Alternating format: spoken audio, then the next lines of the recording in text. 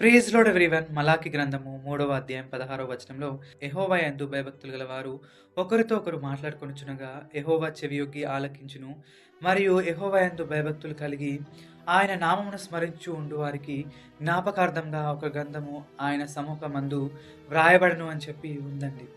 ఈ లోకంలో చాలామంది మంచి పనులు చేసి ఒక రికార్డ్ సాధించి గిన్నిస్ బుక్‌లో వాళ్ళ పేరు నమోదు చేసుకోవాలని చెప్పి ఆశపడేవారిగా ఉంటారండి. గిన్నిస్ బుక్ రికార్డు సాధించాలని చెప్పి ఎంతో ప్రయత్నించేవారిగా ఉంటారు. కానీ ఆ రికార్డ్ అనేది మనము ఈ ఈ లోకంలో ఉన్నంత కాలం మాత్రమే మనకు ఉపయోగపడుతుందండి. కానీ ఎవరైతే దేవుని యందు భయభక్తులు కలిగి ఆయన గురించి ఒకరు మాట్లాడుకుంటారో, ఆయన చేసిన కార్యములను గురించి మాట్లాడుకుంటారో, వాళ్ళ మాటలు దేవుడట చెవియొగ్గి వాళ్ళ నేములను జ్ఞాపకార్థ గ్రంథంలో రాసుకుంటాడటండి. ఈరోజు మీ మాటలు ఎలా ఉన్నాయి? మీరు దేవుని గురించి, ఆయన చేసిన కార్యాలను గురించి ఒకరి గురించి ఒకరు మాట్లాడుకొని ఆయన నామమును స్మరించే వారిగా ఉన్నారా? లేకుంటే ఎప్పుడు లోకానుసారంగా వీళ్ళలా, వాళ్ళిలా అని చెప్పి ఎప్పుడు పాపపు మాటలు, పాపపు ఆలోచన మాటలు మాట్లాడుతూ ఎప్పుడూ నీచమైన మాటలు మాట్లాడేవారిగా ఉన్నారా? మిమ్మల్ని మీరొకసారి పరీక్షించుకోండి. God bless you.